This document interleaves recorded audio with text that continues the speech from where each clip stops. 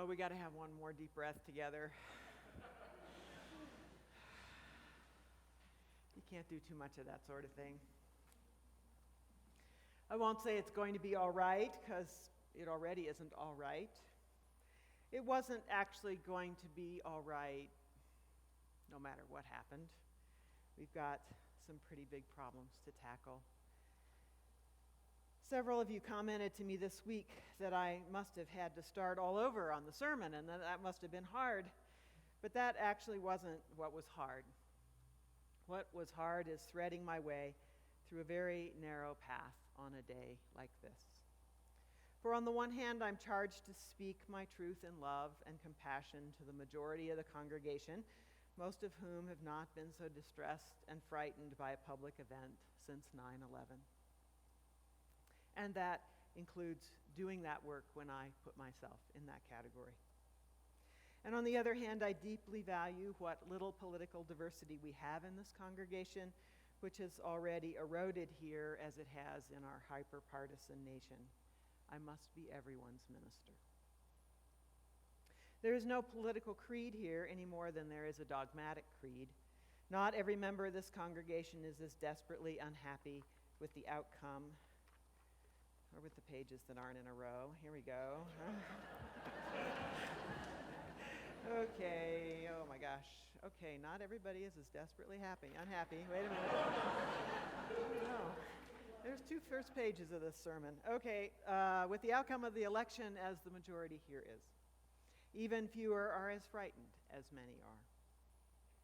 In the state in which 40% of citizens voted for Mr. Trump, it's beyond belief that not one of the 1,000 or so people who are associated with this congregation wasn't in that 40%, or in the 10% who voted for one of the third-party candidates.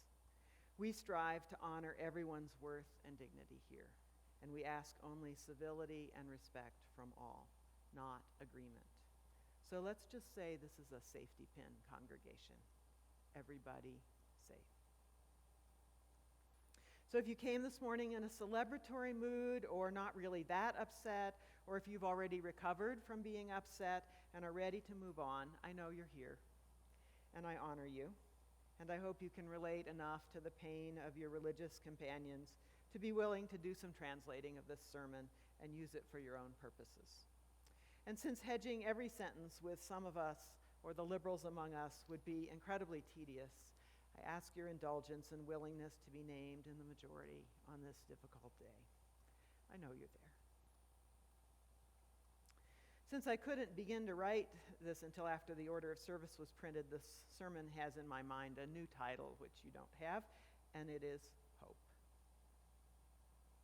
And since all of us face times of fear and despair in our lives, in and out of politics, it's a universal topic.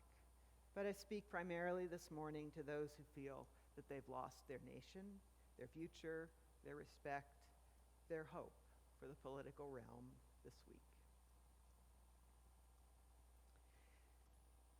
In the book Moby Dick, the main characters are, at one point, out on a small boat, away from their main ship, when a storm suddenly blows up and blows them apart from even visual contact with their mates and their lifeline.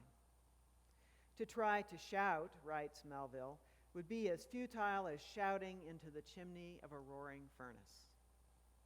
The winds and waves are so high that bailing the boat is pointless.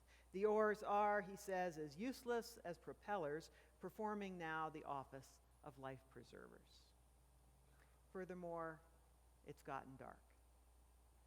They have a lantern, and after many attempts, the lantern is lighted and handed to a man to hold aloft on a stick.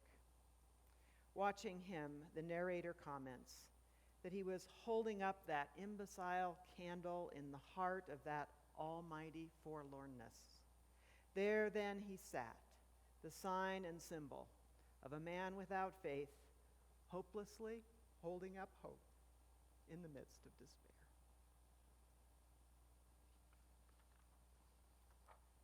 Quite a picture.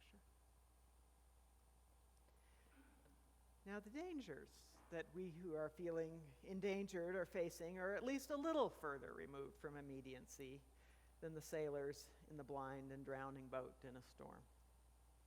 But that last line did resonate with me and bolstered me. Our plight may be not so immediately dire, but our job is just the same: to ignore our damaged faith and our absent hope and do the work of hope anyway.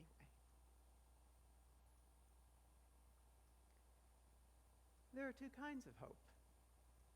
The hope you have after winning a crucial election, as for instance, conservatives now feel, and as liberals felt 8 years ago and 4 years ago, was hope the emotion.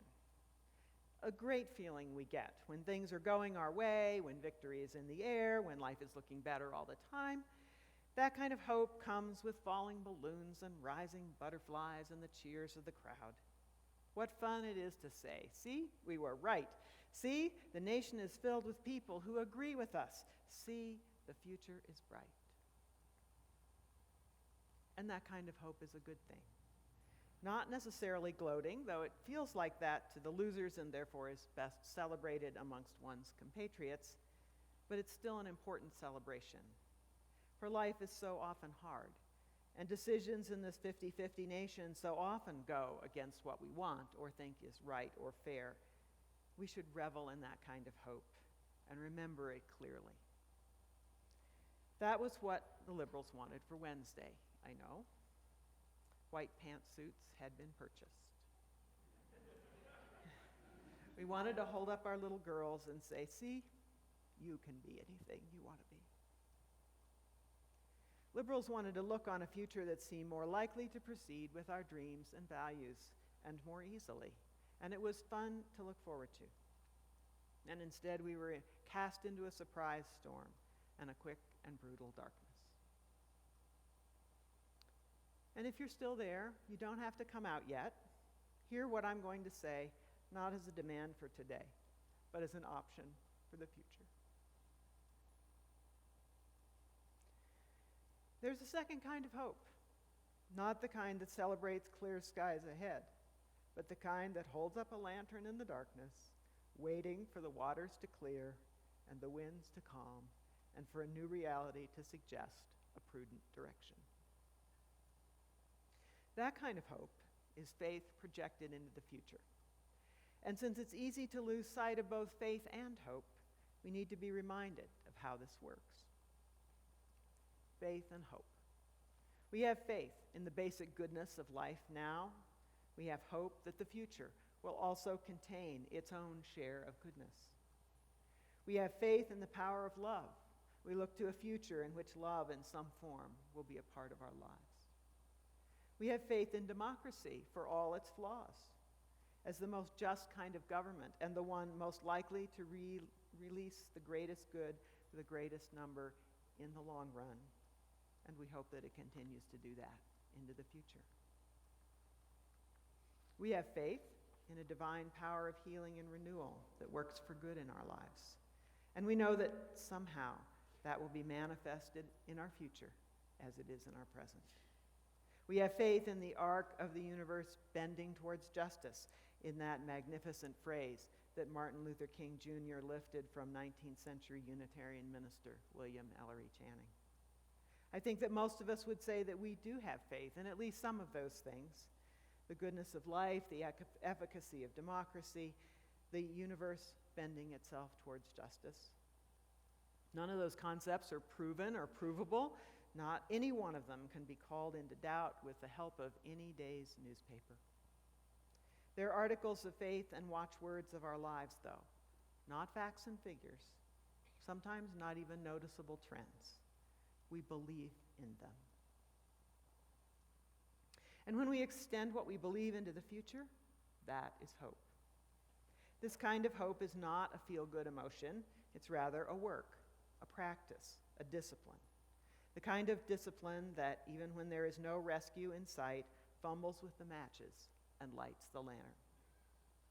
In Christian wisdom, hope is called a virtue. That is, not a lucky trait of personality that some people have and some don't, but a thing to practice, to pray for, and to do whether you feel like it or not. So here are some of the practices of hope, the virtue, for use after you lose elections, when you face terrible news, when grief strikes. They're even useful when enduring depression. First of all, be rigorously rational. Our hopeless minds tell us that we are doomed or alone or unloved long before we actually are. So remember that choosing judges for the Supreme Court is a notoriously iffy process, that there will be an election in only 2 years, and a president who doesn't want to be hounded out of office will be reminded of that on every side. Remember that there are actually a few more people of liberal persuasion than conservative persuasion in this nation, and silence the voice that says that everybody is against you. It's not true. Here we are. And by all means, don't believe everything that flits through your own mind, much less your social media. Think. The second discipline of hope reminds us that we are pretty much at the mercy of a media that makes money by attracting our attention and feeding our fears. That brought us this circus of a campaign by focusing on the sensational rather than giving us the bread of analysis in ways that people could understand it. They're already at it again, so turn it off. If you only get your news once a day or even once a week, you will remain an informed, responsible person. And always consider your sources and choose your purveyors of news as carefully as you choose your friends. The third discipline of hope: get outside while the getting is good. Garrison Keillor wrote in the Washington Post a mostly doom and gloom piece for liberals like us, as he says, and I mean by that librarians, children's authors, yoga practitioners, Unitarians, bird watchers, people who make their own pasta, opera goers, and the grammar police, people who keep books on their shelves, that bunch.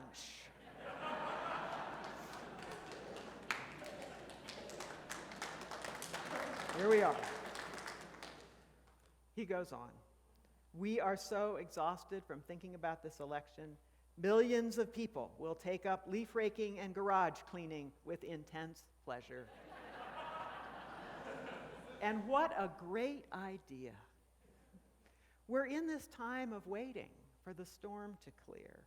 And until it does, it is not at all clear where we are or what our tasks should be. Very few actions are appropriate yet, and charging off to do them will just exhaust us and might do more harm than good. And since most of us can't wait in an anxious time while sitting still, go ahead and work it off, preferably in the fresh air. Number 4, it is still true that we are better together. Reach out to friends, come to church, proclaim a family night, make popcorn and cuddle. Pat the dog who is going bonkers, wondering what is wrong with you. Strengthen your connections. Watch your temper. Smile at your neighbors and even at strangers on the street. Let me tell you a story. Deb and Dan Goldman, members of this congregation, volunteer with Catholic Services Refugee Resettlement, and they have in their care a newly immigrated Syrian couple, Fatima and Yasser. They're helping them assimilate to the United States and its ways, and to learn English. They told me that the couple landed on their doorstep in a panic on Wednesday, afraid that because of all Americans, they would have to move to another country immediately. Dan and Debbie calmed them down and tried to comfort them, but they were still hearing a lot about all Americans, based on what their friends had learned on Arabic news. Debbie and Dan therefore introduced them to the words some and many, as in some Americans believe differently, and eventually suggested that they come to the gatherings we had on Wednesday night here. Their English is very limited, but they certainly understood that they were warmly welcomed and that some Americans were very upset too. Thanks to Susan's quick thinking, we even sang a song in Arabic, or at least we muddled through a song in Arabic. And as they left, Yasser said to his friends, I understand. Many Americans white heart, not black heart. That's the power of community. Partake in it.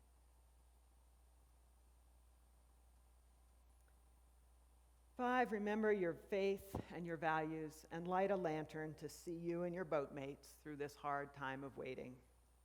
There would be a lot of ways to do that, but I have a suggestion. Take a safety pin.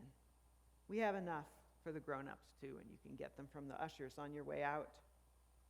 Remember, displayed on a label, a badge lanyard, or a backpack strap, that it means that you mean to be a place of safety for those endangered by bullying, intolerance, or harassment. It means that someone who's feeling vulnerable next to in line to you could reach out to you. It means that you will have practiced your "that's not okay" and have it ready when needed. And because this is becoming a powerful symbol, just putting it on in the morning, every morning, will bolster your own hope for the future. Let it also remind you that safety applies to you and that you are taking care of yourself in some of the ways I've outlined or some of the ways you've devised. And that also applies to those with whom you disagree, that safety. In this space between what has happened and what is to become, let us be gentle with each other as we possibly can be. Burn no bridges. Be curious. Look for the best motives in those around you and reinforce them. Breathe in peace and breathe out love until those waters clear and the time for strong words and strong actions has come. And if somebody asks you why you have a safety pin on your clothing, not obviously holding something up, you can tell them about the safety for the threatened or the bullied, or for yourself or for the other side. Tell them that it's a symbol of what you value in America, civil society. If you carry an extra, you could give one away. If you take a selfie of your safety pin and explain yourself on your social media, you'll extend the meme, and you will bolster your own hope that way.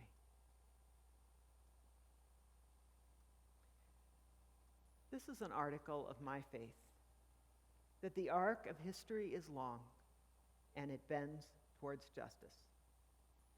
And while I believe that very firmly, I certainly have noticed that sometimes it bends into an S-curve, and sometimes its movement is very slow. Therefore, I nurture my hope in all the ways I know how, and I invite you to do the same. Let's sing a song together to remind us of our strength, our resolve. Get yourself a safety pin. Go home and clean the cupboards or the garage or rake the leaves while we wait for the storm to pass and the directions we might go to come clear. The hymn is number 168. Please stand.